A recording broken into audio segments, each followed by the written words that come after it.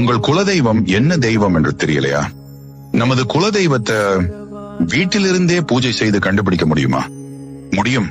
ஆனா சரியான முறையில் செய்தா மட்டும். முதலில் வீட்டை சுத்தம் செய்யுங்கள்.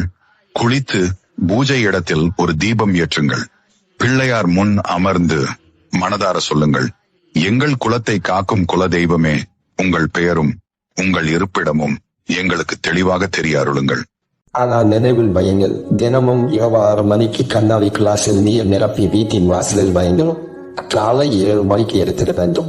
தினமும் நீர் மாற்றவும். இந்த பிரார்த்தனையை 5 நாட்கள் தொடர்ந்து செய்யுங்கள். அந்த நாட்களில் கனவில் வரும் தெய்வம், மனதில் திரும்ப வரும் பெயர், ஒரு குறிப்பிட்ட கோவில், ஒரு ஊர். ஆனால் நினைவில் வையுங்கள், ஒரே கனவால் முடிவு எடுக்காதீர்கள். வீட்டு பெரியவர்கள், தோல்விய ஒரு விசாரணை, இது ரொம்ப முக்கியம். குலதெய்வம் தெரியலனாலும் வேண்டாம். பிள்ளையார் வழிபாட்டை தொடருங்கள். சரியான நேரத்தில் குலதெய்வம் தானாக உங்களை தேடி வரும்.